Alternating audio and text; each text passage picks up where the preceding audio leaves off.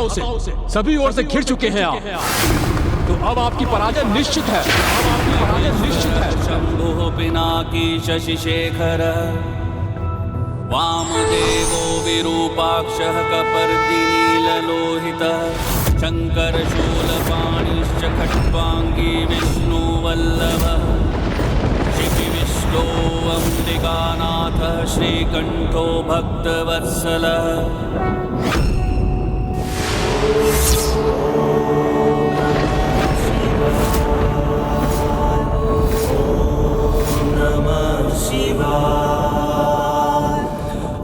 स्वामी के समक्ष तो कोई अधर्मी नहीं टिक सकता।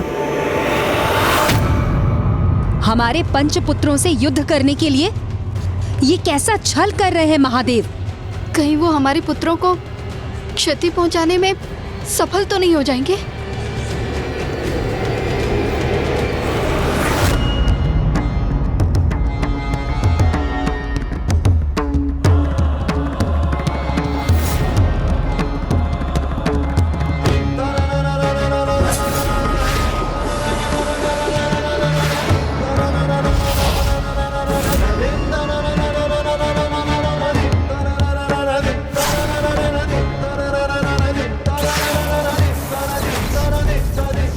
मुझे देख सकें उसके पूर्व मेरे शूल आपके वक्ष को भेद देंगे।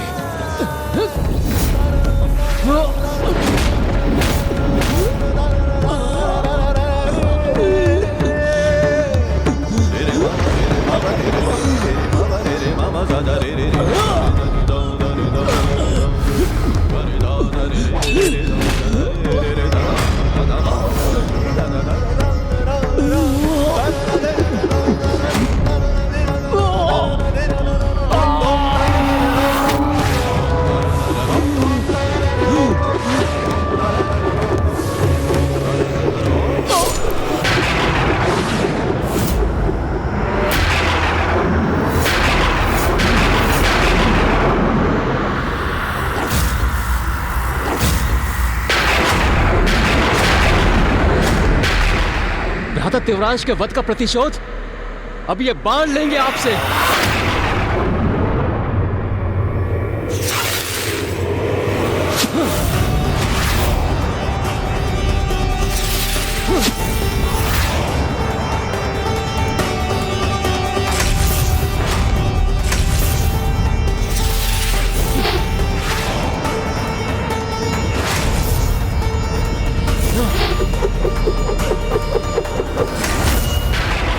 मेरे बाणों से अपना बचाव कैसे कर रहे हैं ये?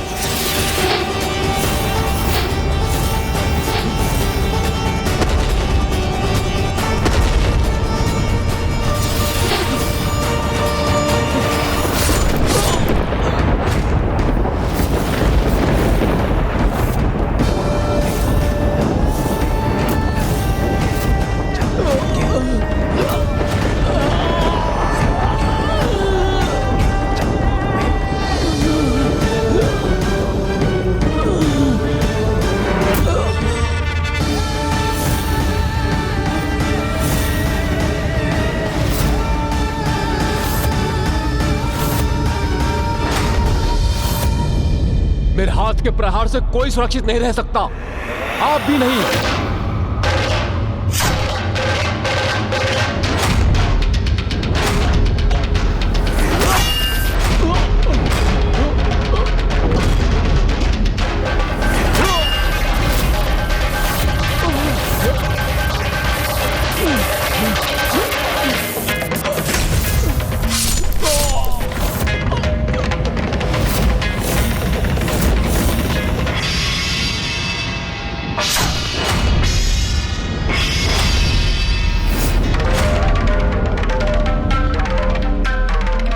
भ्राताओं की ऐसी दुर्दशा की आपने, तो उसका दंड तो आपको भुगतना ही होगा।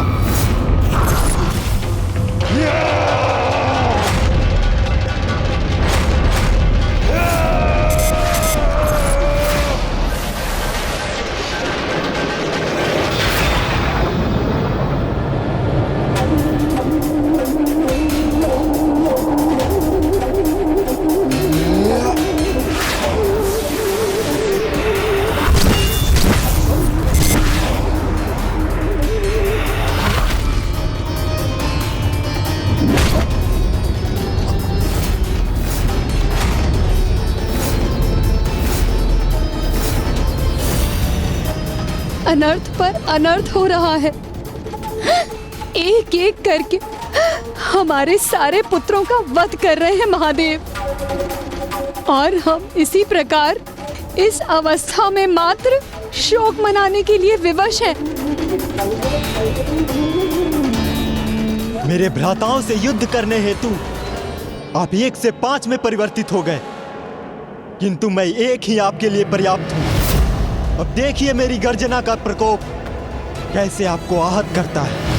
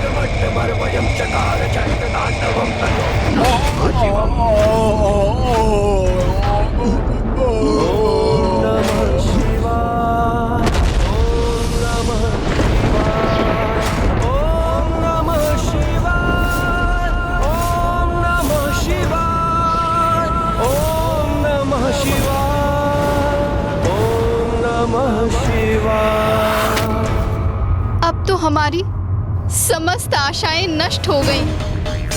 हमारे पुत्र बलधर और गर्जन भी मृत्यु को प्राप्त हुए।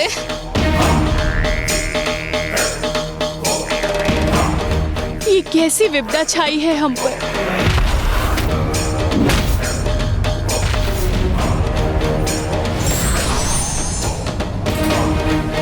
अब हम क्या करेंगे? हमारे समुद्री पाताल को कैसे सुरक्षित करेंगे? कैसे रोके हम उन्हें श्रीहरि नारायण तक पहुंचने से?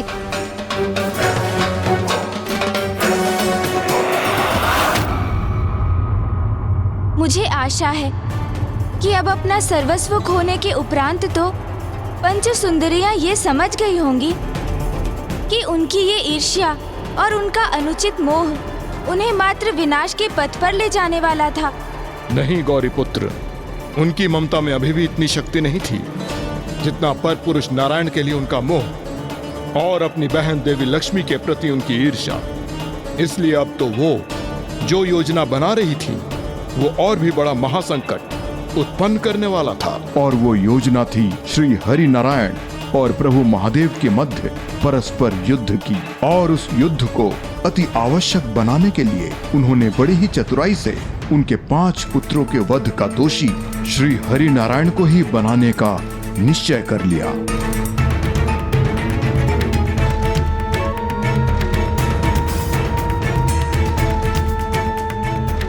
पुत्र तो हम पुनः प्राप्त कर लेंगे प्रभु से, किंतु प्रभु श्री हरि को खोना हमें कदापि स्वीकार नहीं।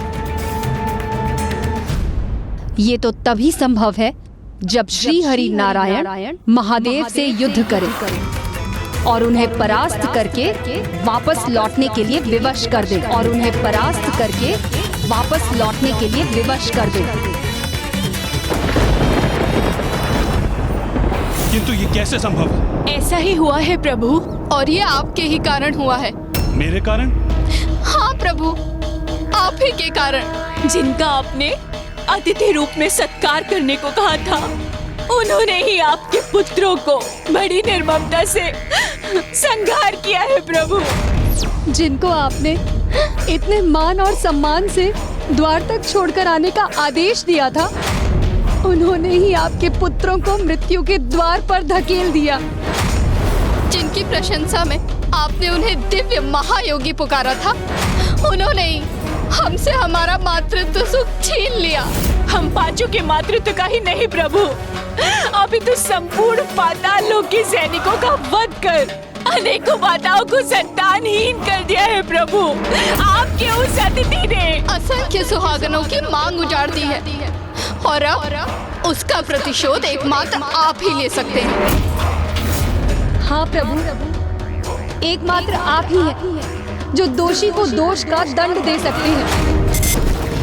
एकमात्र आप ही है जो पाताल लोक पर छाए इस संकट से समुद्री पाताल की रक्षा कर सकते हैं।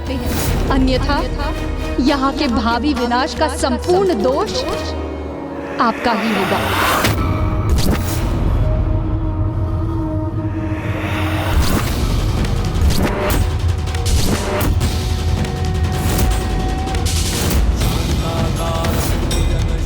असंख्य सुहागनों की मांग उजाड़ दी है और अब उसका प्रतिशोध एकमात्र आप ही ले सकते हैं, जो दोषी को दोष का दंड दे सकते हैं। जिसने हमारे समुद्री पाताल को विनाश की ओर धकेल दिया, उसे अपनी मृत्यु का सामना करना होगा। युद्ध में मेरे समक्ष आकर मुझसे संघर्ष करना होगा। युद्ध में मेरे समक्ष आकर मुझसे संघर्ष करना होगा।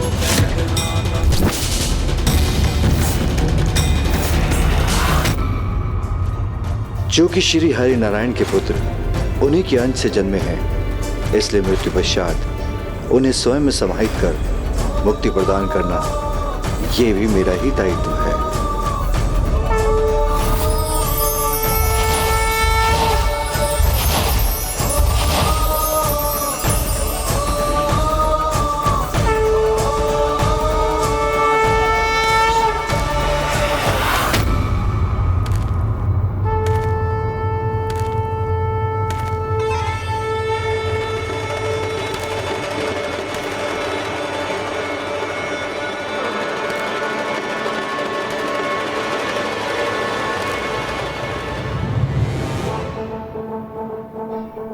कदाचित प्रभु श्री हरि नारायण को मेरा स्मरण हो आया है, इसीलिए वो स्वयं आए हैं मेरे सम्मुख।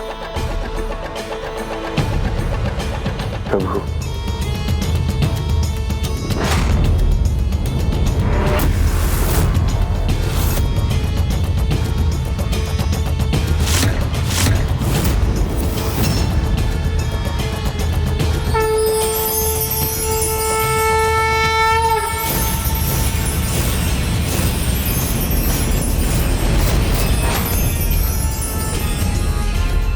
प्रभु श्री हरि नारायण मेरे आराध्य युद्ध करना चाहते हैं मुझसे।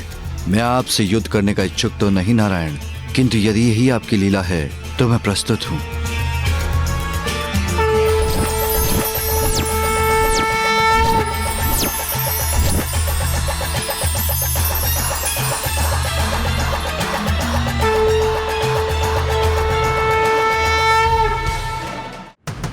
ये कैसी लीला थी प्रभु की?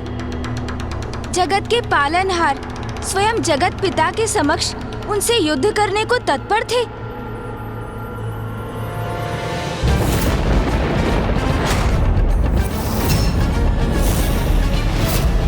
आपने मेरे पुत्रों का वध किया, अब आपको मुझसे युद्ध करना होगा। मुझसे युद्ध करना होगा।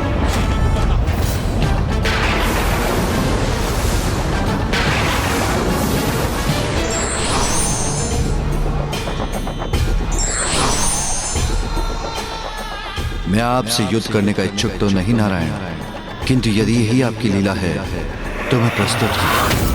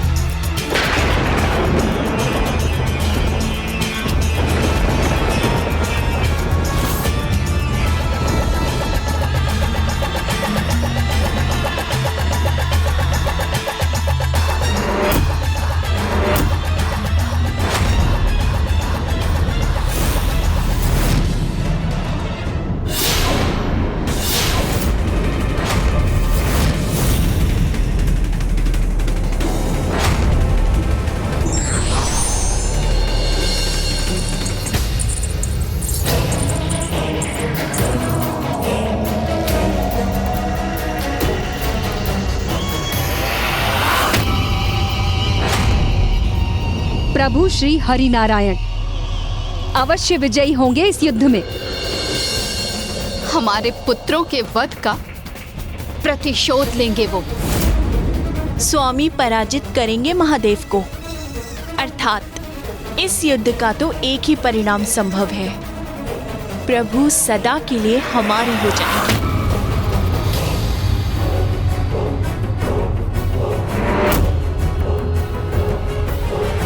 जब कोई स्वयं अपने विनाश के बवंडर में प्रवेश करने के लिए तत्पर हो, तब उनके सभी पाप आचरण, उनके सभी विकार, काम, क्रोध, लोभ, मोह, मद, मत्सर चरम पर होते हैं और उनकी दृष्टि भी वही देख पाती है जो वो देखना चाहते हैं।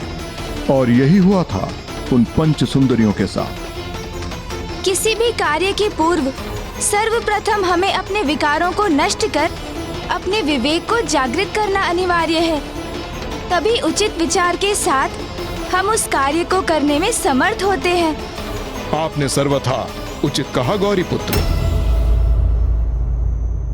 मुझे आप में एक अनूठे तेज, महानता और प्रभुत्व के दर्शन हुए थे, किंतु आपने परिचय दिया अपने क्रोध का, अपनी क्रूरता का। आपने न केवल मेरे 5 पुत्रों का वध किया, अपितु समुद्री पाताल लोक की कई संतानों का वध किया।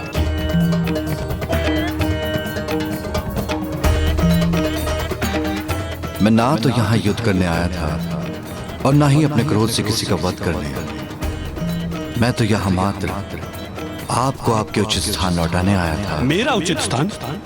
मेरा उचित स्थान तो वही है जहाँ मेरी सहभागिनियां, जहाँ मेरे 5 पुत्र थे जिनका आपने वध किया।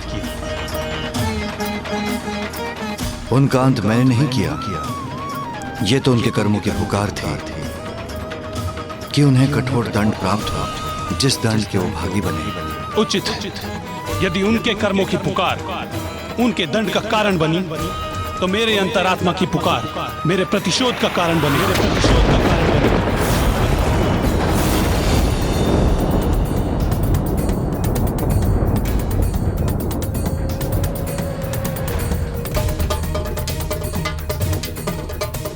नहीं श्री हरि नारायण, प्रतिशोध का भाव आपके अंतरात्मा की पुकार के कारण नहीं, उन विचारों के कारण है जिन्हें आपके हृदय में स्थित किया गया है।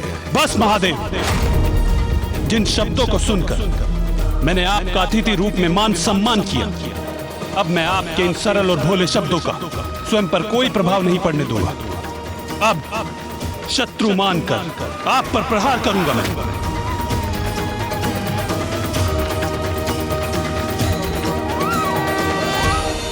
अब वही होगा जो हम चाहते हैं।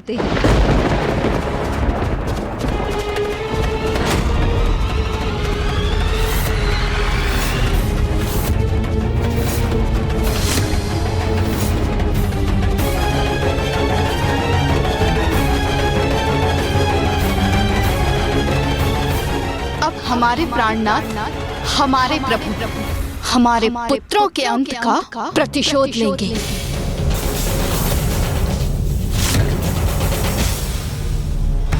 कदाचित मेरे शब्द इसलिए आप तक नहीं पहुंच रहे हैं क्योंकि आपके द्वारा दिए गए वरदान ने आपकी स्मृतियों को अभी भी बाधित कर रखा है, किंतु ऐसी कोई बाधा नहीं जो मेरे डमरू के नाद को आप तक पहुंचने से रोक सके।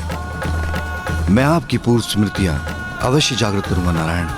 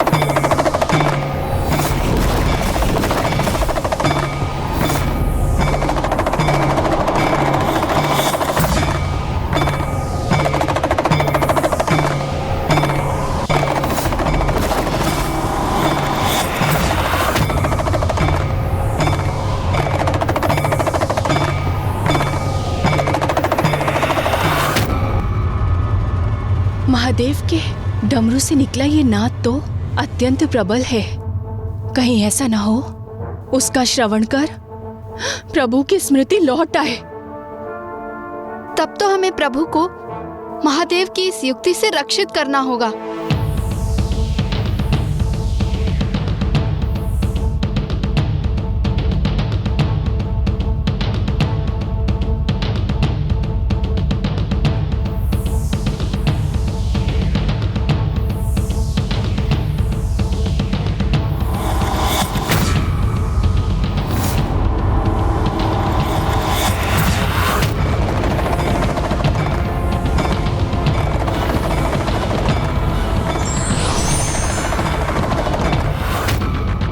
हे प्रभु, हे श्री हरि नारायण, वो आपको अपने डमरू के नाद से उलझाने का प्रयास कर रहे हैं।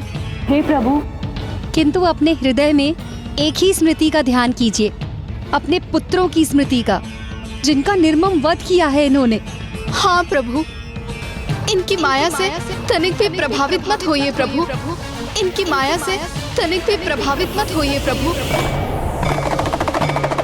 असंख्य सुहागनों की मांग उजाड़ती है। एकमात्र आप ही हैं जो दोषी को दोष का दंड दे सकते हैं।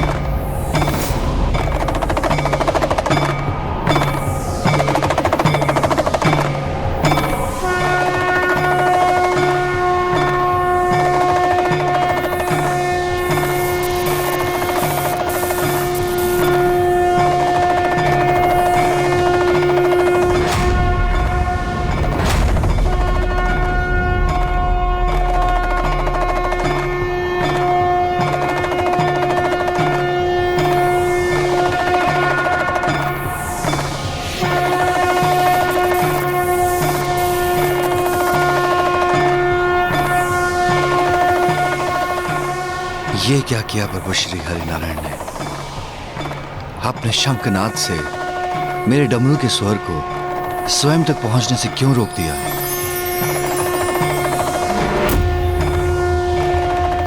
प्रभु नारायण, ये क्या कर रहे हैं?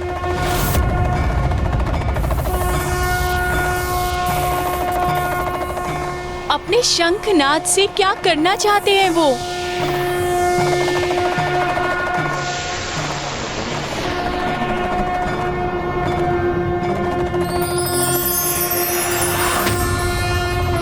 नमस्ते देवेशाय सुरासुर नमस्कृताय।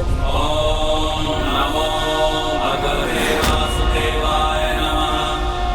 ओम नमो भगवते वासुदेवाय नमः। लोक्य प्रभवेश्वराय हराय हरिनेत्राय युगान्तकरणायानलाय। ओम नमो भगवते वासुदेवाय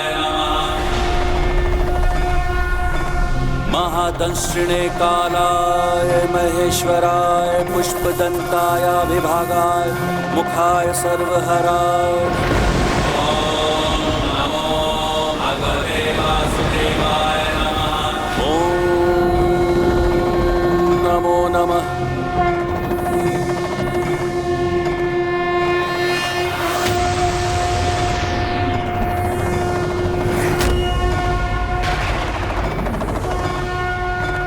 यहाँ पहुँचने वाले महादेव के डमरू और श्री हरिनारायण के शंख के स्वर तो महादेव और नारायण के ही प्रतीक हैं। यदि इनका संयोग हुआ तो समस्त ब्रह्मांड में इनका संयुक्त विस्तार ब्रह्मांड को पावन कर देगा।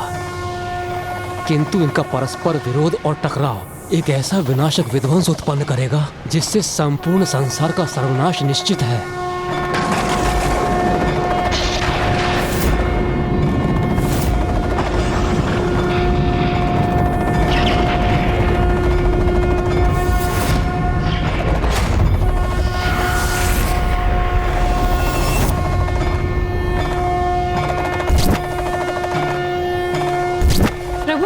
महादेव के डमरू और स्वामी के शंखानाद एक साथ, अर्थात ये तो बड़े ही आनंद की बात है कि प्रभु महादेव स्वामी को ढूंढने में सफल हुए।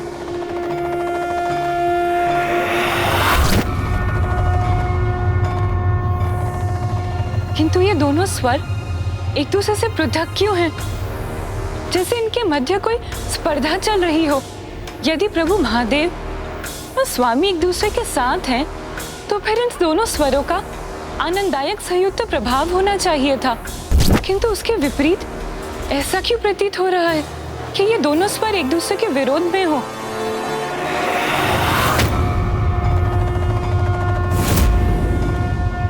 इसके पूर्व की स्थिति नियंत्रण से बाहर हो जाए, उचित तो यही होगा कि पंच सुंदरियां अपनी भूल को स्वीकार कर भ्राता श्री हरि नारायण को उनके वरदान के बंधन से मुक्त कर दे।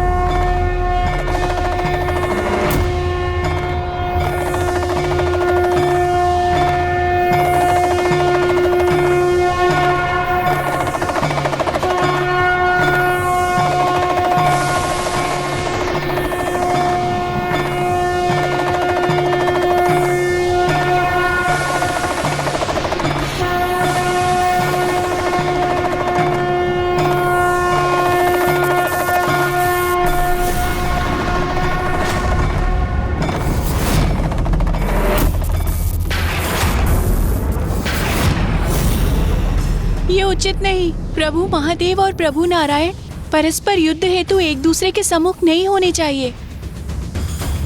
कहीं हमसे कोई भयंकर भूल तो नहीं हो गई?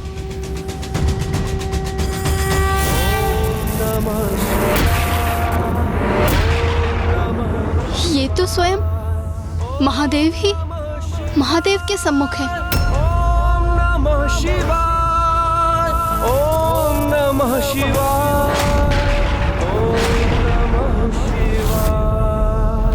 ऐसा आभास हो रहा है जैसे प्रभु श्री हरि नारायण स्वयं के सम्मुख युद्ध करने के लिए तत्पर हो। विचित्र दृश्य है ये, किंतु ये कैसे संभव है? क्या अर्थ है इसका? शिवाय विष्णु रूपाय, शिव रूपाय विष्णवे, अर्थात शिव और विष्णु दोनों एक दूसरे से भिन्न नहीं।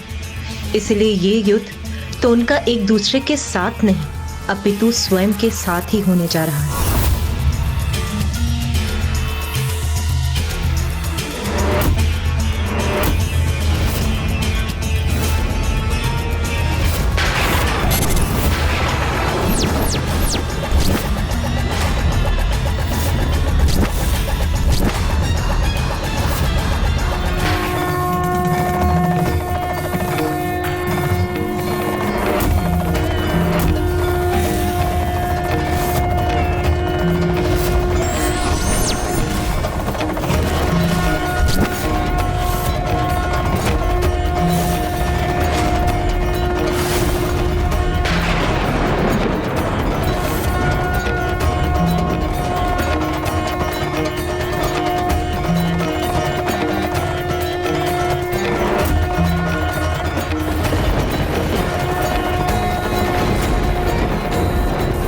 प्रभु श्री हरि नारायण, आपने अपने शंख की ध्वनि उत्पन्न कर मेरे डमरू के नाद को आप तक पहुंचने में जिस बाधा को और भी दृढ़ कर दिया है, मैं उसे अवश्य नष्ट करूंगा। फिर उसके लिए चाहे मुझे अपने अस्त्र का प्रयोग ही क्यों न करना पड़े, अपने अस्त्र का प्रयोग ही क्यों न करना पड़े।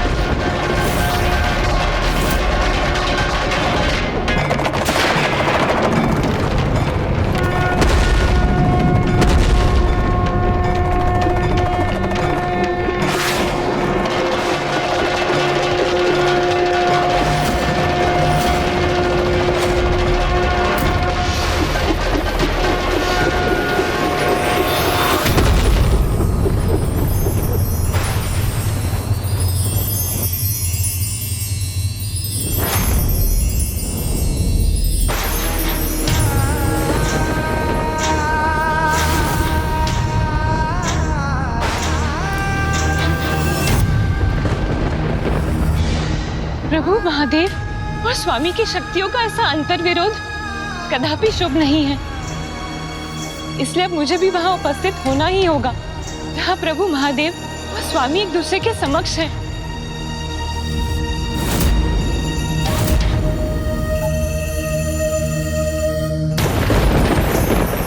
इतना अद्भुत प्रकाश!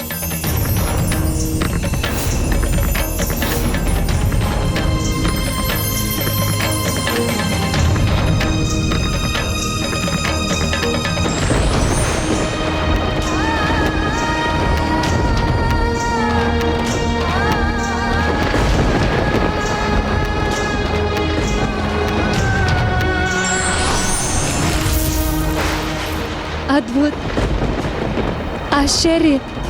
प्रभु महादेव और प्रभु श्री हरि नारायण के सौम्य रूप में उनके दर्शन करने का अद्भुत सौभाग्य प्राप्त हो रहा है हमें।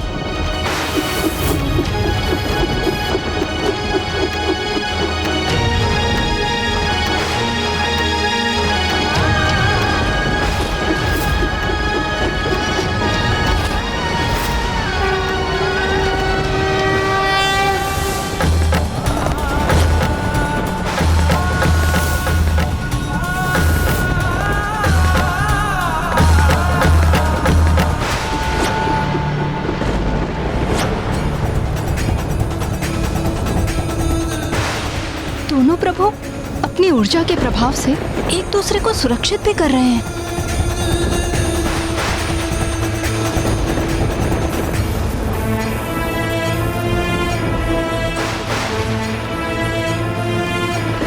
निस्वार्थ प्रेम का कितना अनूठा उदाहरण है ये। भले ही श्री हरि नारायण सब कुछ भूल चुके हों, किंतु उनके अंतर मन में अभी भी महादेव के प्रति अगाध भक्ति और प्रेम है, और कदाचित इसीलिए उनका ही अंश उनके विरुद्ध जाकर महादेव को रक्षित भी कर रहा है।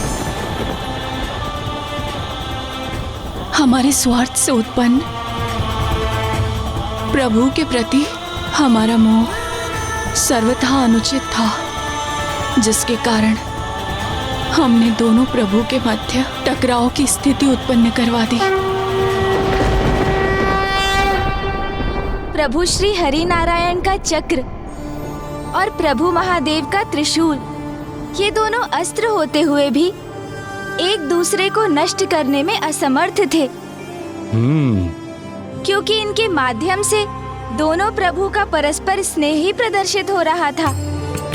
इसीलिए इनके टकराव से जो प्रकाश उत्पन्न हुआ, उसने पंच सुंदरियों के भीतर लोभ और मोह के शेष विकारों को भी नष्ट कर दिया, जिसके कारण वो अनुचित मोह और अटूट स्नेह के भेद को पहचानने में समर्थ हुई। किंतु प्रभु, मैं अभी भी एक दुविधा में हूँ। यदि प्रभु श्री हरि नारायण और महादेव के अंश एक दूसरे को रक्षित कर रहे थे, तो फिर भी आपस में युद्ध क्यों कर रहे थे? ये इसलिए मूषक जी, क्योंकि प्रभु श्री हरि नारायण को अभी भी कुछ स्मरण नहीं आया था। वो तो पंच सुंदरियों को दिए हुए वरदान से अभी भी बंधे हुए थे, और जब तक वो उस स्थिति से बाहर नहीं आते, तब तक उस युद्ध को रोकने का कोई उपाय शेष नहीं था। और अब इस युद्ध में वो होने जा रहा था जिसे कोई नहीं टाल सकता था। एक ओर मेरे प्रभु महादेव ने पशुपतास्त्र का आवाहन कर लिया था, तो वहीं श्री हरि नारायण ने अपने नारायण अस्त्र का, वो नारायण अस्त्र जिसमें समस्त ब्रह्मांड की समस्त ऊर्जा संचित है।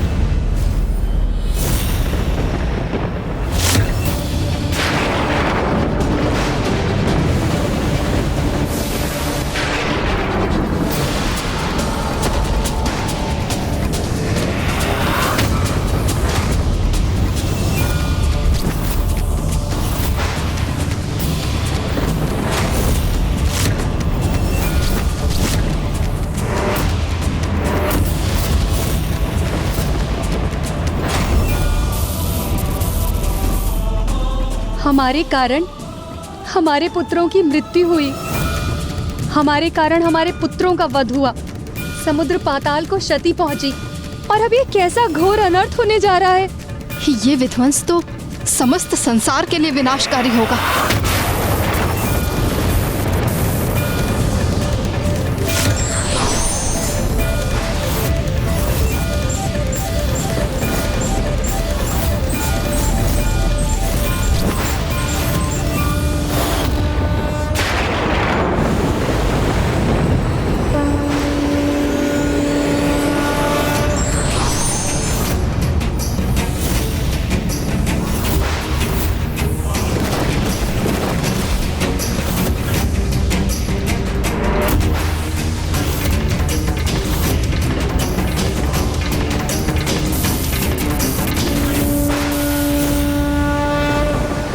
आपसे संघर्ष तब तक करता रहूंगा जब तक कि आपकी स्मृति लौट नहीं आती श्री हरिनारायण। और मुझे पूर्ण विश्वास है ऐसा अवश्य होगा।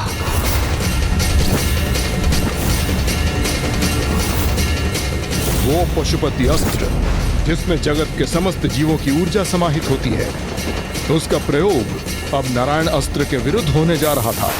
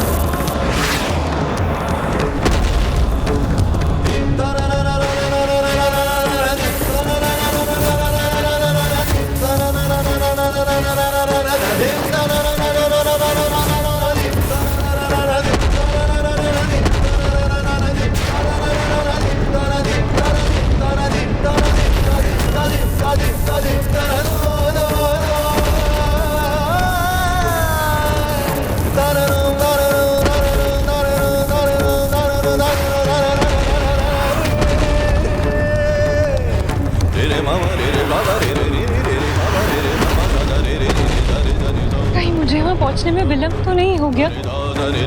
वो सर्वनाशी युद्ध आरंभ तो नहीं हो गया?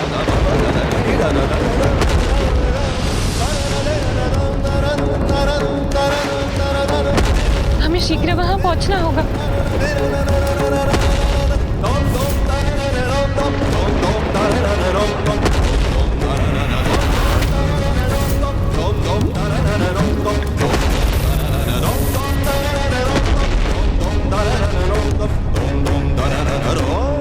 प्रभु की ये कैसी लीला है जो मेरे लिए सर्वथा अकल्पनीय है, वो कैसे घटित हो रहा है आज। स्वामी और श्री हरि नारायण परस्पर युद्ध करने के लिए क्यों तत्पर हो रहे हैं?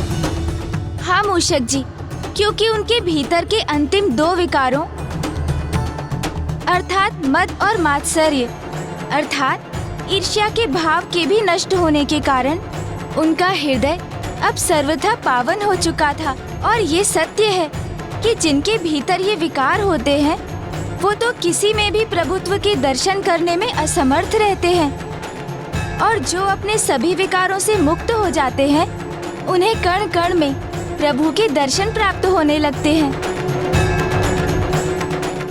और अब वही हो रहा था उन पंच सुंदरियों के साथ।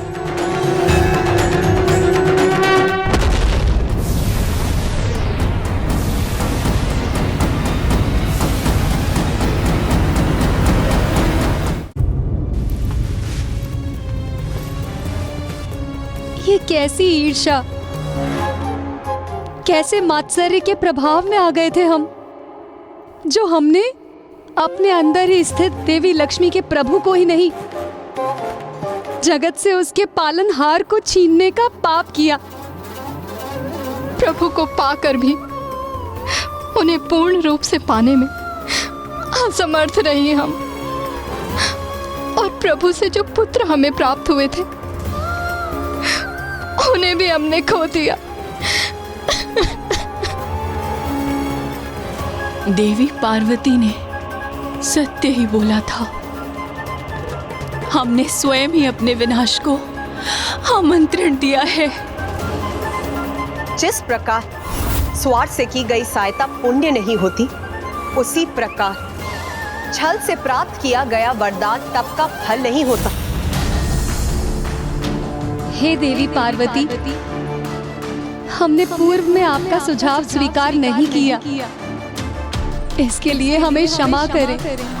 हमारी पूर्व की मूर्खता, हमारे अहंकार, हमारी ईर्ष्या, हमारे अनुचित मोह के लिए हमें क्षमा करें। इस अनिष्ट को भी रोकने में हमारी सहायता करें देवी, हमारी सहायता करें। हमारा ये करबद्ध निवेदन स्वीकार कीजिए देवी, स्वीकार कीजिए देवी। मैंने तो पूर्व में ही कहा था, ऐसी भूल मत कर और अपने दोष के लिए प्रभु से क्षमा मांग। मुक्त कर दो श्री हरि नारायण को अपने वरदान के बंधन से और लौटा दो उनको उनकी अर्धांगिनी देवी लक्ष्मी।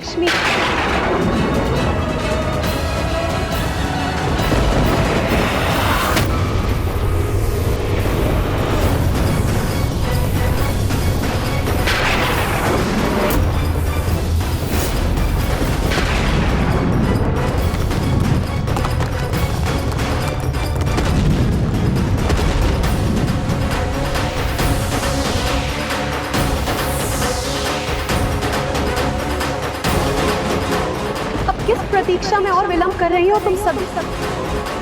लौटा दो श्री हरि नारायण को देवी लक्ष्मी, मुक्त कर दो उन्हें अपने बंधन से।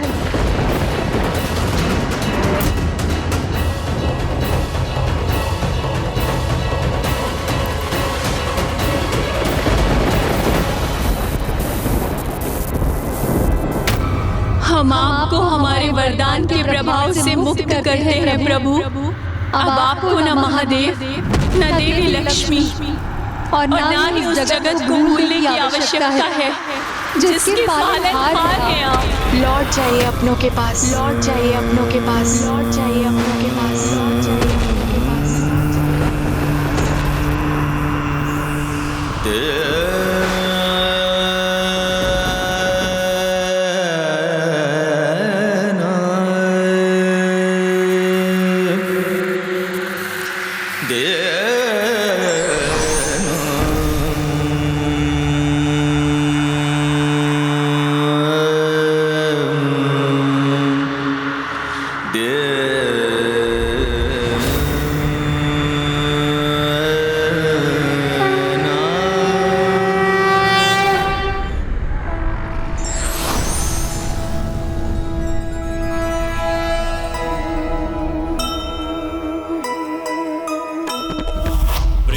और भक्ति का अद्भुत ये नाता,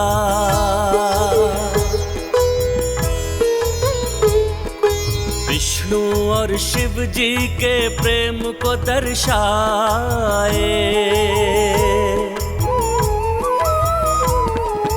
आँखों में झलक रहे भाव सभी मन के, एक दूसरे को प्रभु देखे ही जाए। हृदय में विष्णु जी के शिव की छवि है, शिव जी के हृदय में विष्णु समाए।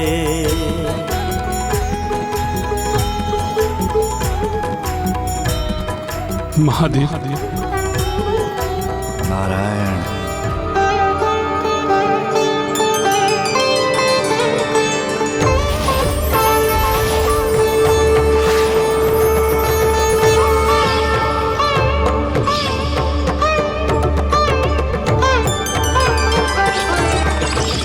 देवी लक्ष्मी।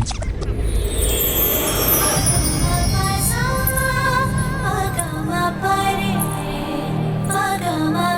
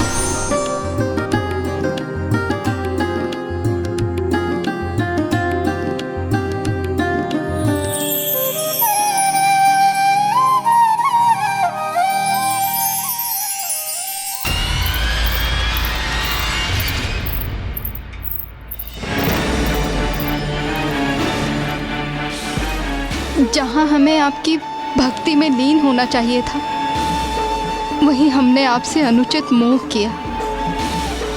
जहाँ हमें बहन लक्ष्मी की प्रसन्नता पे आनंदित होना चाहिए था, वहाँ हमने उनसे ईर्ष्या का भाव रखा।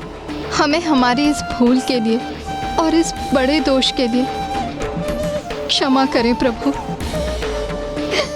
क्षमा करें प्रभु, क्षमा करें, क्षमा करें प्रभु, क्षमा करें।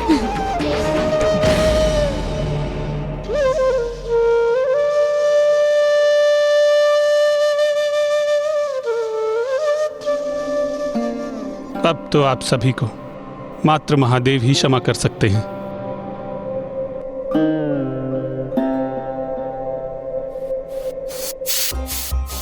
हे दयानिधान, हे प्रभु शिव शंकर, हे महादेव, हमने आपका अपमान करने का दुस्साहस किया है, घोर पाप किया है। हमने आपको प्रभु श्री हरि नारायण को उनके स्थान पर ले जाने से रोकने का अपराध किया है। हमें क्षमा करें प्रभु, हमें क्षमा करें। क्षमा कर दीजिए प्रभु, क्षमा कर दीजिए प्रभु, हमें क्षमा कर दीजिए।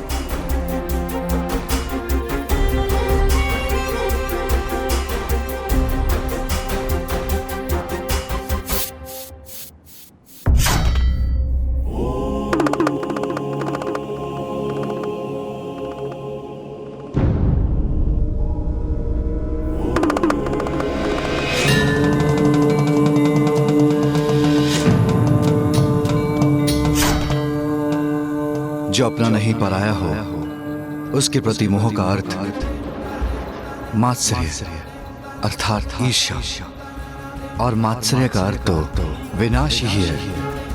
प्रत्येक जीव को इसका सदैव ध्यान रखना चाहिए, क्योंकि जब भी ईर्ष्या का जन्म होता है तो वो ईर्ष्या सर्वनाश के साथ ही मिटती है।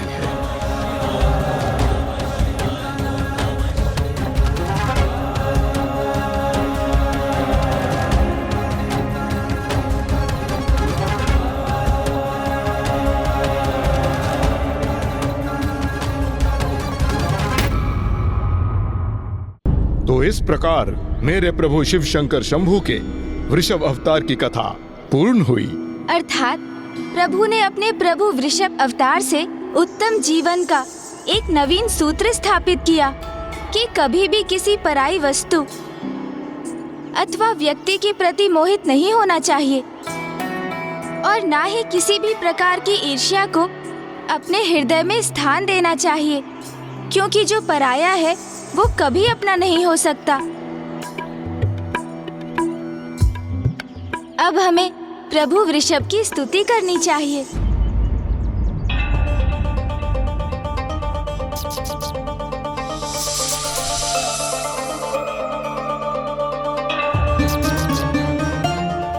गौरीपुत्र, मूषक जी स्वयं छोटे आकार के हैं, उनका हृदय भी छोटा ही है, इसलिए कदाचित हमारे द्वारा प्रभु की स्तुति के उपरांत जब प्रभु यहाँ प्रकट होंगे तो उनके इतने उग्र अवतार के दर्शन करने से वो विचलित न हो जाएं। गौरीपुत्र, मूषक जी ने तो कोई भूल नहीं की है लंकेश, इसलिए प्रभु के किसी भी रूप में उनके दर्शन करने में मूषक जी को तो कोई भय नहीं।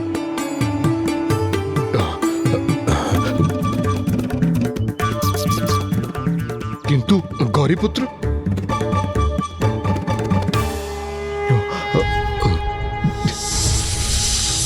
त्रयंबकं सदाशिवं नमामि उमापति जय नीलकंठ जय अनंत नमोस्तुते नमोस्तुते। हो भोलेनाथ भक्तों के हो कष्ट से निवारते, ये सृष्टि सारी संकटों से शिव ही है उबारते। ओम नमः शिवाय, ओम नमः शिवाय, ओम नमः शिवाय, ओम नमः शिवाय, ओम नमः शिवाय, ओम नमः शिवाय। जो भक्तों के आह्वान को विष्णु जी पाताल लोक गए, वरदान वश हो स्त्रियों के संग ही रहने लगे। सुनकर आकर शिव जी ने अवतार वृषभ का लिया, वध करके विष्णु पुत्र का कल्याण जग का है किया। ओम नमः शिवाय, ओम नमः शिवाय, ओम नमः शिवाय, ओम नमः शिवाय।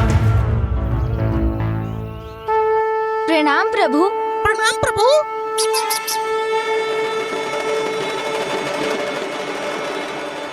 लंकेश रावण का भी प्रणाम स्वीकार कीजिए प्रभु।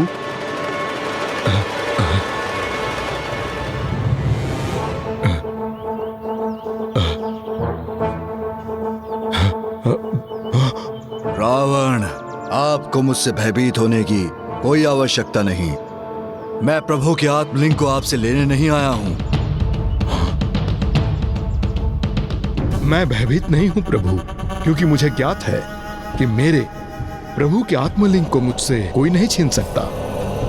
और शीघ्र ही मैं इनके साथ लंका नगरी भी पहुंच जाऊंगा, क्योंकि इस वन के उस पार कोंकण है और वहीं से कुछ दूर सागर तट, और फिर मेरी लंका। आज के सूर्यास्त के पूर्व ही ये लंकेश अपनी नगरी में होगा। आप भूल रहे हैं लंकेश, तट के निकट पहुंचने पर भी नौका का डूबना संभव है, और फिर यहाँ जो कुछ भी पराया है वो तो पराया ही रहता है।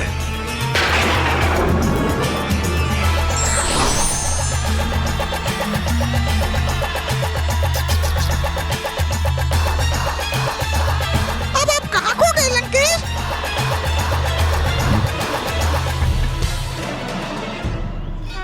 आप ऐसे स्तब्ध क्यों रह गए लंकेश? मूषक जी ने तो आपसे मात्र इतना ही पूछा कि आप किन विचारों में डूब गए। मेरे विचार से गौरी पुत्र, अब यहाँ मूषक महाराज का कार्य संपन्न हुआ, इसलिए अब इन्हें यहाँ से लौटना चाहिए, अन्यथा ये हमारी गति मध्यम कर देंगे और मुझे शीघ्र लंका पहुंचना है।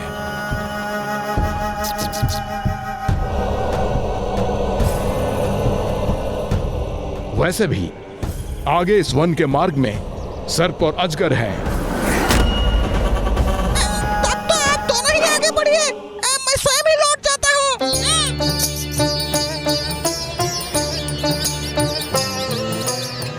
मूषक जी, ओहो, मूषक जी तो गए, अर्थात अब मुझे स्वयं ही लंकेश को विलंब करवाकर उन्हें लंका जाने से रोकना होगा। मूषक। लंकेश, जल ग्रहण कीजिए।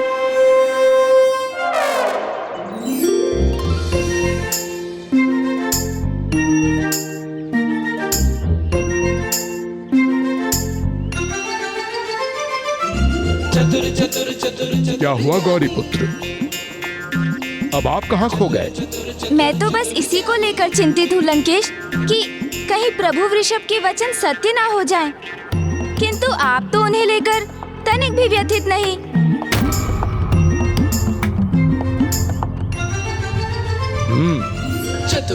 मुझे एक बात बताइए गौरी पुत्र, प्रभु अपनी संपूर्णता में किस रूप में प्रकट होते हैं? प्रभु के समस्त रूप, समस्त अवतार तो एक ही हैं, किंतु महादेव ही देवों के देव हैं, वो ही सर्वोच्च हैं। उचित कहा आपने, क्योंकि वो ही महानतम हैं। और अब ये भी बताइए मुझे कि संसार में प्रभु का महानतम भक्त कौन है? महादेव के महानतम भक्त लंकेश, परशुराम जी।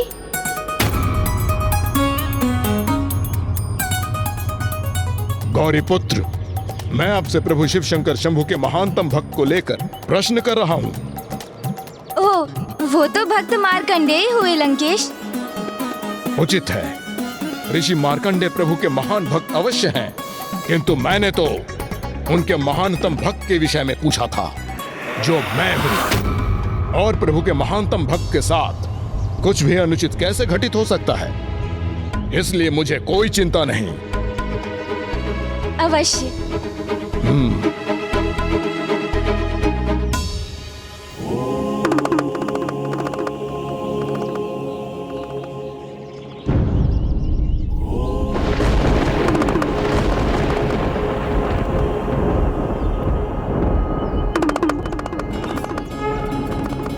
और देखिए गौरी पुत्र, मेरे प्रभु शिव शंकर शंभु तो सदा मेरे साथ हैं। उसका प्रमाण आपके समक्ष है। प्रणाम पिताश्री। और प्रभु के इस कृष्ण रूप के दर्शन से मुझे उनके कृष्ण दर्शन अवतार का स्मरण हुआ है। आइए, अब मैं आपको प्रभु अवतार की अगली कथा सुनाता हूँ। अवश्य लंकेश, चलिए।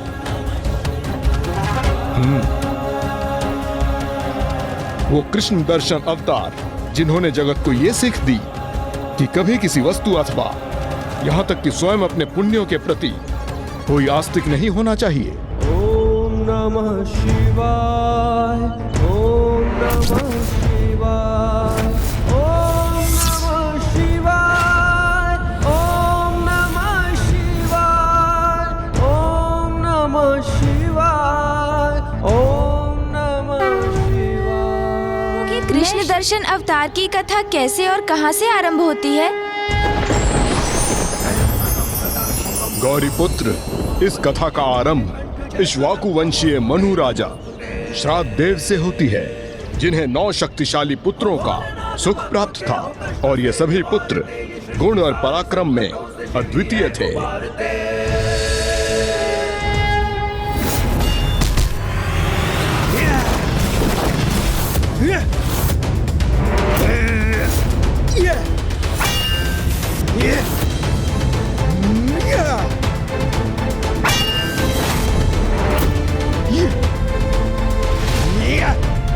मेरा पराक्रम सबसे उत्तम होगा, ये तो अभी ज्ञात हो जाएगा भ्राता।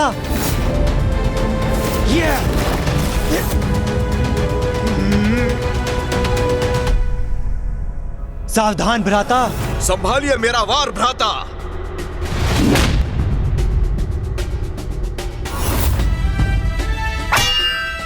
भ्राता, ये दाव मेरा आपको चित्त कर देगा। कदापि नहीं, चित्त तो आप होंगे भ्राताश्री। या, या,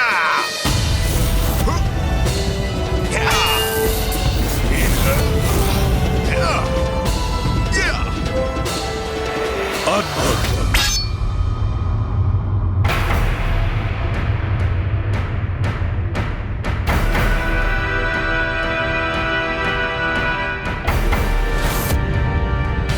प्रणाम पिताजी। तुम 8 पुत्रों पर मुझे गर्व है। तुम्हारा पराक्रम, तुम्हारा युद्ध कौशल अद्भुत है। बस इस बात का दुख है कि वो यहां नहीं है। तुम 8 के साथ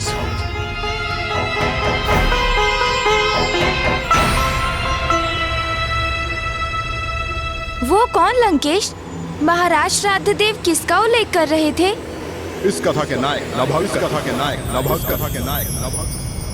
महाराज श्राद्ध देव के 9वें पुत्र होने के कारण पड़ा था। अपने अन्य भ्राताओं के समान नभग भी शक्ति संपन्न थे, किंतु अस्त्र शस्त्र का अभ्यास करने के स्थान पर उन्हें तो आध्यात्मिक अभ्यास में अधिक रुचि थी।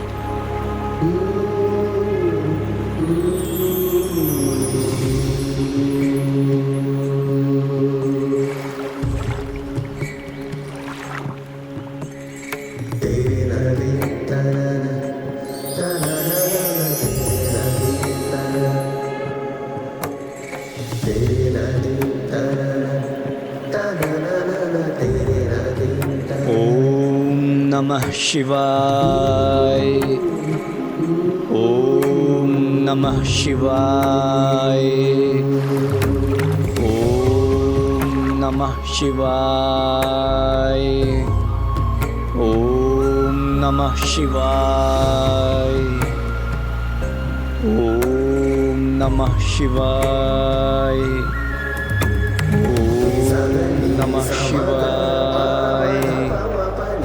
इस प्रकार बहुत समय बीत गया और जब श्राद्ध देव वृद्ध हो गए तो राज्य का कार्यभार का दायित्व उनके 8 पुत्रों ने संभालना आरंभ कर दिया।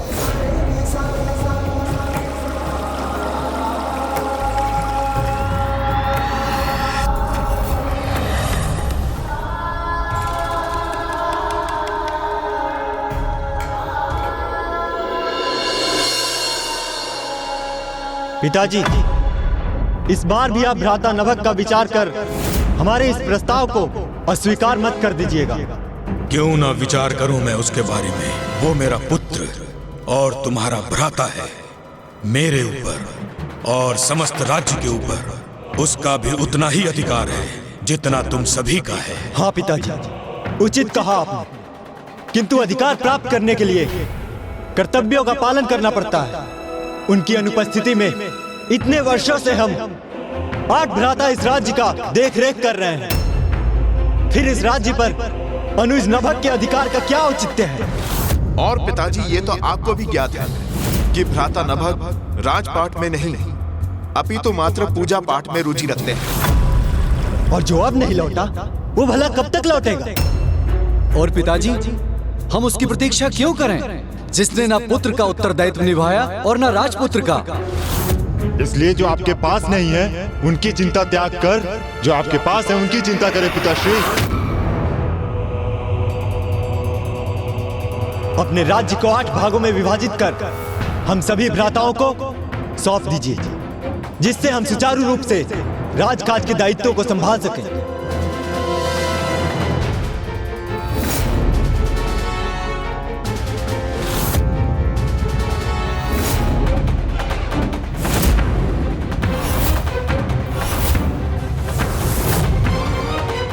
यदि तुम 8 भ्राताओं की यही कामना है तो संसार के सर्वोच्च शिखर पर स्थित होकर मैं मनु श्राद्ध देव संसार की सभी 8 दिशाओं को मैं तुम सभी 8 भ्राताओं में विभाजित करता हूं।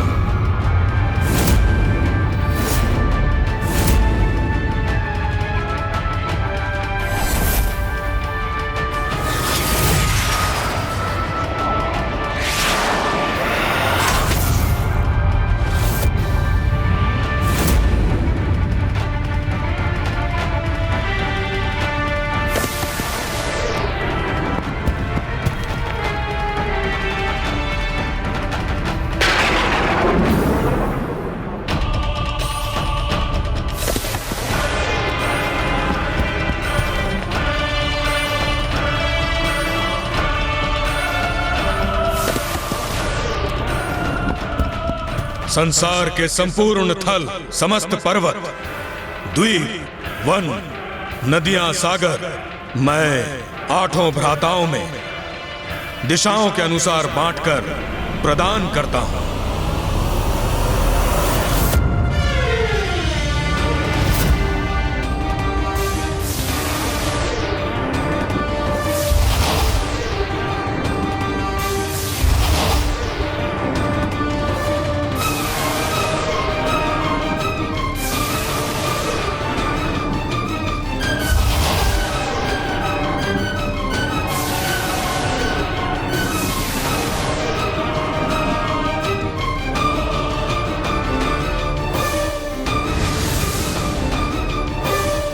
अर्थात उन्होंने अपने 9वें पुत्र नभग को देने के लिए कुछ शेष नहीं रखा। हाँ गौरी पुत्र, उनका संपूर्ण राज्य अर्थात उनके पास जो भी था वो उनके 8 पुत्रों में विभाजित हो चुका था, तो नभग के लिए तो कुछ भी शेष नहीं रहा। इसकी चिंता और ग्लानि के कारण ही महाराज श्राद्ध देव के स्वास्थ्य का हनन होने लगा, और इस अवस्था में भी उनके मुख, उनकी जीवा पर एक ही नाम था।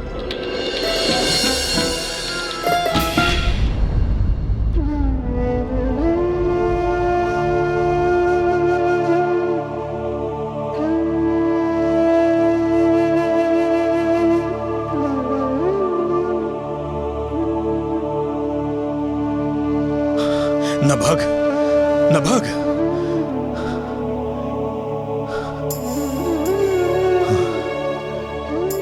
कहाँ है मेरा पुत्र नभग? वो आ गया क्या?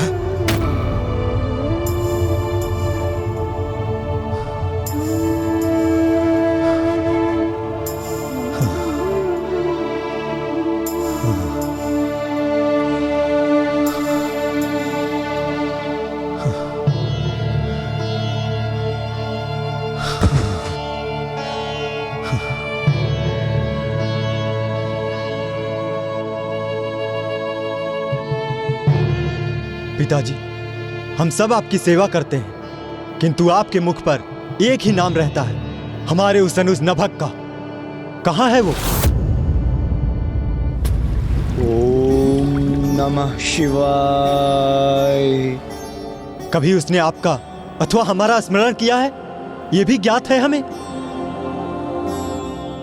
हे प्रभु, आज महाशिवरात्रि का पर्व है, इसलिए मैं अपने पिता और भ्राताओं की ओर से जल अभिषेक करने का इच्छुक हूँ।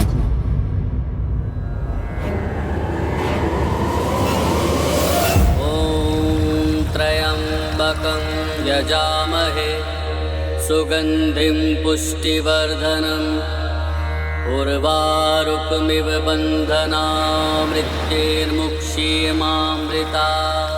पिताजी, हमें तो प्रतीत होता है कि नभग हमें पूर्णतया भूल ही चुका है। वो कभी हमारा कुशल क्षेम जानने नहीं आया, ना ही आकर उसने कभी आपकी दशा ही पूछी कि आप कैसे हैं। ओम नमः शिवाय। हे प्रभु, कृपा कर मेरे इस जल अभिषेक का फल मेरे पिता और मेरे भ्राताओं को प्रदान करें। एक ओर तो उन 8 भ्राताओं को नभग के नाम का श्रवण भी स्वीकार नहीं था, और वहीं दूसरी ओर नभग उन्हें ही अपना पुण्य प्रदान कर रहे थे। हाँ गौरी पुत्र, उन 8 भ्राताओं की तो यही मान्यता थी कि वही 8 राज्य के समस्त कार्य कर रहे थे, और धीरे धीरे उन्होंने अपने पिता के निकट जाना भी कम कर दिया। अर्थात लंकेश, उन विशाल राज्यों का उत्तरदायित्व निभाने वाले उन 8 पुत्रों के लिए पिता की सेवा का दायित्व निभाना अब कष्टदायी होने लगा था। हाँ गौरी पुत्र, किंतु अब समय आ गया था इस स्थिति में एक बड़ा परिवर्तन आने का। ओम नमः शिवाय। ओम नमः शिवाय। ओम नमः।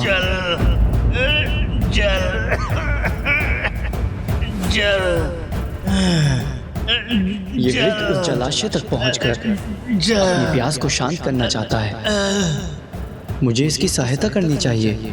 पिताजी, पिताजी, संभालिए पिताजी, संभल कर।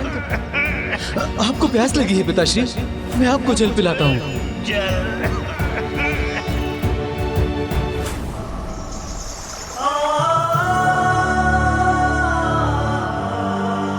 अद्भुत है पिता और पुत्र का संबंध। पुत्र के जीवन के आरंभ में पिता पुत्र को उंगली पकड़कर उसका मार्गदर्शन करते हैं, उसके सहायक बनते हैं, तो फिर आयु में वृद्धि होने पर पुत्र पिता का सहायक बनता है। यदि ये बालक अपने पिता के प्रति कर्तव्य निभा रहा है, तो मैं कैसे चूक गया? मेरे पिता भी तो अब वृद्धावस्था में ही होंगे, उन्हें भी मेरी सहायता की आवश्यकता होगी। मेरे भ्राता अवश्य वहाँ हैं, किंतु मुझे इस समय उनके साथ होना चाहिए। मुझे अपने कर्तव्य का निर्वहन करना चाहिए।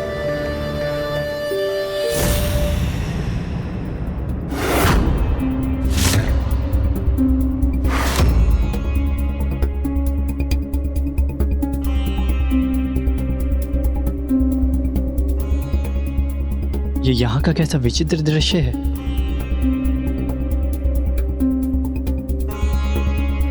आठ सिंहासन,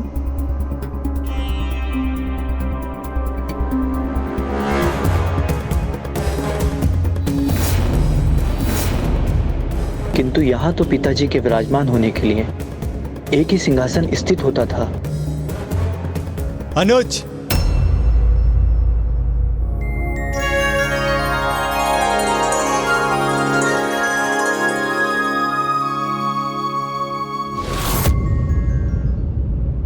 तुम यही विचार कर रहे हो ना कि पूर्व में इस राज्य सभा में एक ही सिंहासन था और अब 8 सिंहासन कैसे हैं?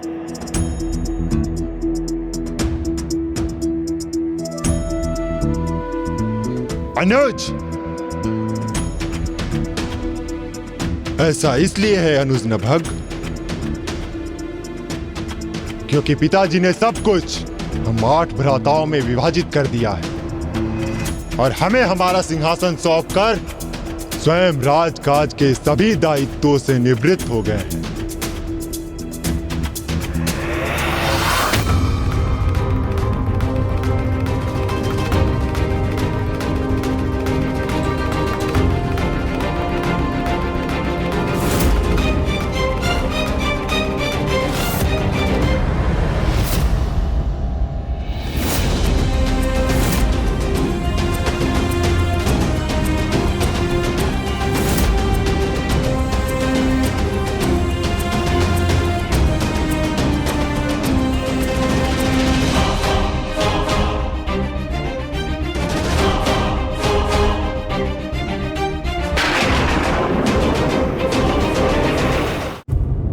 प्रणाम भ्राताओं। तुम अब यहाँ क्यों आए हो? अपना मार्ग भूल गए हो या कोई विवशता तुम्हें खींच लाई है यहाँ? इतने वर्षों के उपरांत तुम यहाँ अपना अधिकार प्राप्त करने तो नहीं आए हो ना भ्राता? हाँ नभग, इतने समय से अनुपस्थित रहे हो तो अब यहाँ तुम्हारा कोई अधिकार नहीं है। यहाँ जो विभाजन होना था वो बहुत समय पूर्व हो चुका है, इसलिए यहाँ कुछ भी प्राप्त करने की आशा मत रखना। अनुज, हम सब अपना उत्तरदायित्व निभा रहे हैं यहाँ, इसलिए यहाँ का समस्त अधिकार अब हमारा है।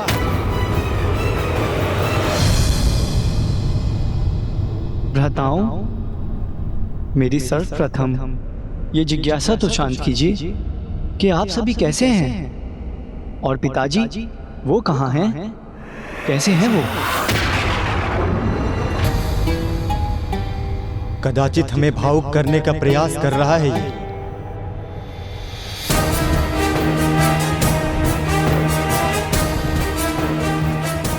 बात टालने का प्रयास मत करो अनुज। ये बताओ कि इतने वर्षों के उपरांत यहाँ आने का क्या उद्देश्य है? इतने वर्षों के लिए मैं कहाँ था, किस अवस्था में था, आज तक लौटा क्यों नहीं, ये सब तो ज्ञात नहीं करना चाहते आप? बस आपको एक ही जिज्ञासा है कि मैं आज अचानक यहाँ क्यों और मेरा यहाँ आने का क्या आशय है?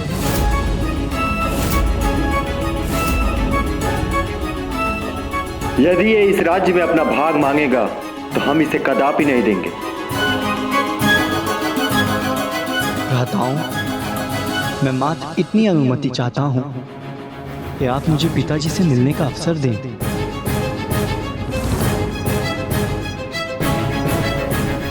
मुझे आशा है कि आप अपने अनुज को इतना अधिकार तो दे ही देंगे।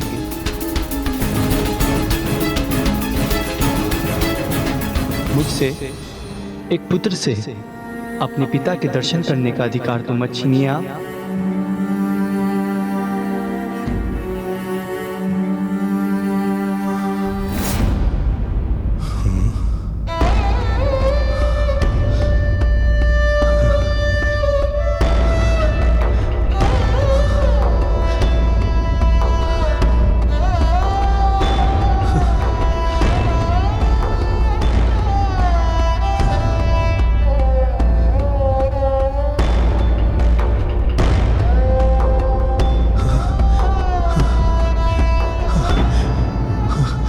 नभग,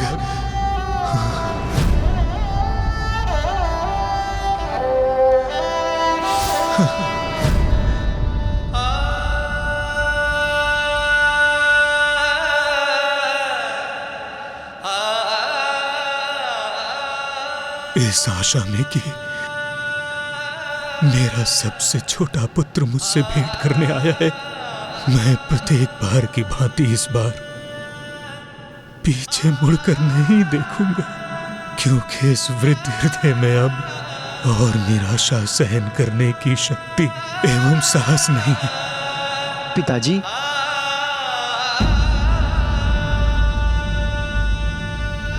पुत्र, कब तुम वास्तव में मेरी दृष्टि के सम्मुख होगे? कब मुझे तुम्हारे आने की मिथ्या आभास से मुक्ति मिल पाएगी?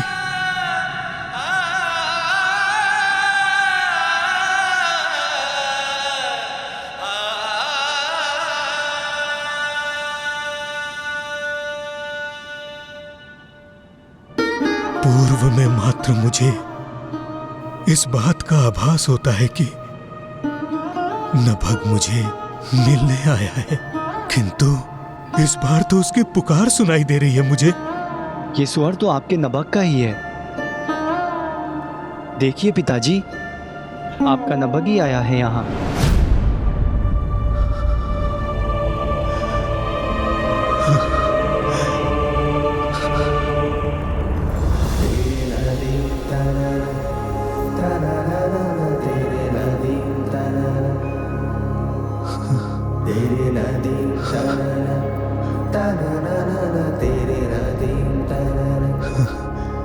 मेरा पुत्र नभग, नभग, नभग, पिताजी, नभग, पिताजी, संभालिए स्वयं को। नभग, मेरा पुत्र नभग, तुम आ गए। नभग, मुझे तो विश्वास नहीं हो रहा। मुझे तो लग रहा है जैसे मैं कोई स्वप्न देख रहा हूँ। पुत्र, तुम आ गए।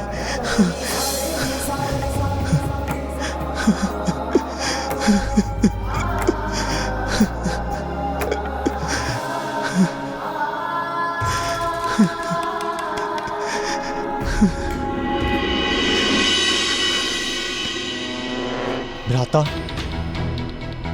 पिताजी अनुज को देखकर कुछ अधिक ही भावुक नहीं हो रहे हैं? कहीं हम में से किसी एक का भाग इसे सौंप न दे। वर्षों बाद स्मरण हुआ है इसे पिताजी का, जबकि वर्षों से सेवा हम कर रहे थे और इसका फल ये पाना चाहता है। आपके दर्शन कर मुझे अत्यंत आनंद का आभास हो रहा है पिताजी। मेरा प्रणाम स्वीकार कीजिए।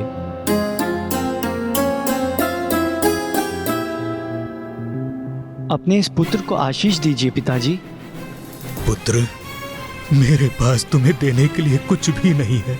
मेरे पास जो कुछ भी था मैं तुम्हारे 8 भ्राताओं में विभाजित कर चुका हूं। आप उसकी चिंता मत कीजिए पिताजी। अनुज नभग को कुछ नहीं चाहिए आपसे। नहीं भ्राता, मुझे मेरा भाग, मेरा अधिकार चाहिए। भ्राता, मुझे मेरा भाग, मेरा अधिकार चाहिए।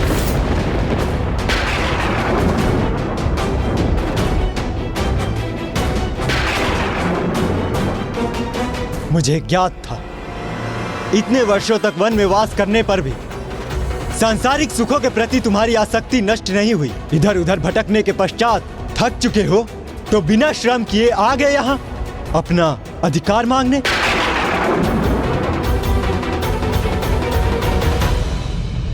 पिताश्री, मैं भी तो आप ही का पुत्र हूँ। पुत्र, मैं वन में आप सभी के लिए कुशलता हेतु तपस्या कर रहा था। ये मेरा श्रम था, इसलिए अब मुझे अपना अधिकार अवश्य चाहिए पिताजी। आपका सबसे छोटा पुत्र होने के नाते आप मेरे अधिकार से मुझे कैसे वंचित कर सकते हैं पिताजी? लेकिन हम अपने भाग से तुमको कुछ भी नहीं देने जा रहे हैं। हाँ पुत्र, तुम्हारे भ्राता तुम्हें कुछ नहीं देना चाहते। मैं राज्य पर से अपना अधिकार खो चुका हूं। मेरे पास तुम्हें देने के लिए कुछ भी नहीं है। मेरा स्वयं पर ही अधिकार रह गया है बस। तो इसमें चिंता की क्या बात है पिताजी? क्योंकि मुझे तो मात्र आप ही चाहिए। मुझे तो मात्र आप ही चाहिए। मात्र आप ही चाहिए। मात्र आप ही चाहिए। क्या क्या मांगा आपने पिताजी से?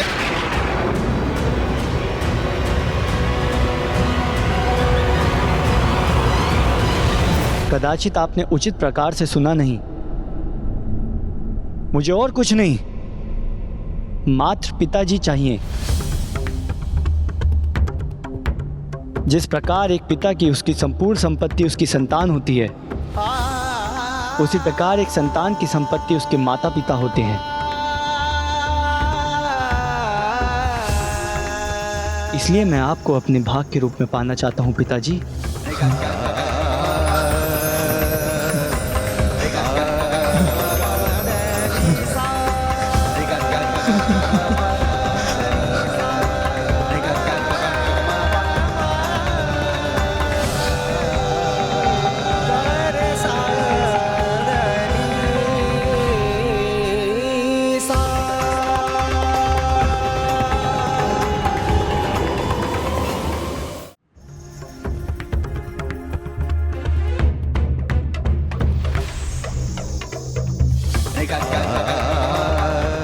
क्यों? नभग को देखकर संशय में थे ना तुम सभी? इसी विचार से ना कि उसे अभी भी राजपाट के प्रति आसक्ति है और उसमें ही वो अपना भाग प्राप्त करने आया है। बाल्य अवस्था में जिसका परित्याग कर उसने सेवा भाव को अपनाया था, उस राज्य और संपत्ति के मोह के अंधकूप में तो तुम सभी डूबे हुए हो। और तुम्हारी इसी आसक्ति के कारण तुम इतने वर्षों उपरांत लौटे अपने छोटे भ्राता के प्रति तनिक भी स्नेह नहीं दर्शा सके। उसे अपने अंग से लगाने के विपरीत ये सोचने लगे कहीं वो तुम्हारे कंठ की फांस ना बन जाए, तुमसे तुम्हारे राज का एक भाग ना प्राप्त कर ले। कहो, शांत क्यों हो? पिताजी, आप भ्राताओं पे क्रोध ना करें, इसमें इनका दोष नहीं है। इतने समय के उपरांत मैं अचानक लौट आया तो कदाचित इस कारण ये नहीं पुत्र, तुम्हारे प्रति इनके इस व्यवहार का कारण तुम्हारा अचानक लौट आना नहीं है। इनकी आसक्ति है। जो इन्हें चाहिए था उसका विभाजन तो ये पूर्व में ही कर चुके हैं, और जो इन्हें नहीं चाहिए था अर्थात ये वृद्ध पिता, उसको इन्होंने तुम्हारे लिए छोड़ दिया। इस पिता को राज विभाजन के उपरांत इन लोगों ने भुला दिया। पिताजी, ऐसा तो कुछ भी नहीं था। राज्य के दायित्व ही ऐसे हैं कि नहीं पुत्र, एक ओर जहां तुम्हारे जैसे पुत्र हैं, वहीं दूसरी ओर नभग जैसे पुत्र भी हैं, जिनके पास कुछ नहीं होने पर भी वो स्वयं अपने पिता के प्रति सेवा का दायित्व स्वीकार करते हैं।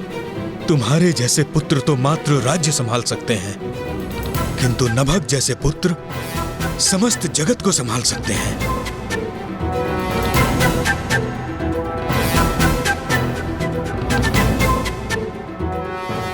और इस प्रकार नभग अपने पिता के साथ महल छोड़ अब एक कुटिया में रहने लगे, किंतु वहां भी तो उन्हें अब एक नवीन समस्या का सामना करना था। गौरी पुत्र,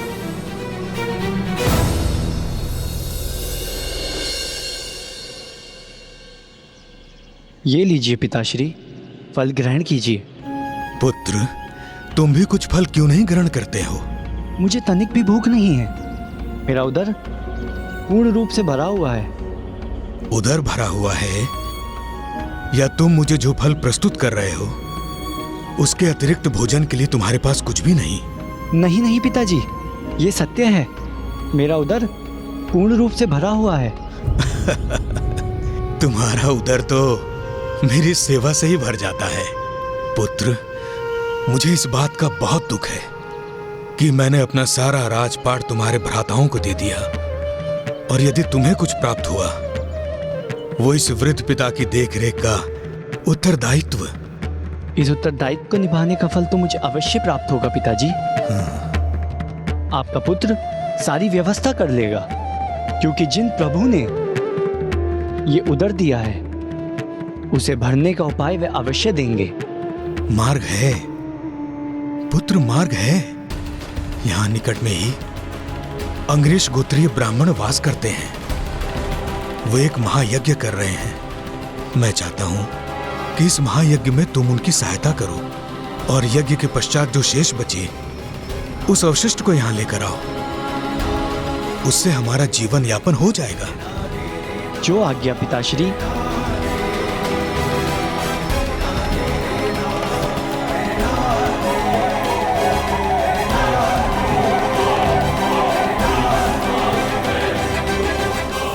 पिता के आदेश पर नभग उस स्थल की ओर बढ़ तो गए थे, किंतु उन्हें इसका तनिक भी अनुमान न था कि वहां क्या घटित होने वाला था। जो अंगिरस गोत्रीय ब्राह्मणों के यज्ञ उपरांत होने जा रहा था, वही प्रभु महादेव के कृष्ण दर्शन अवतार का कारण बनने वाला था।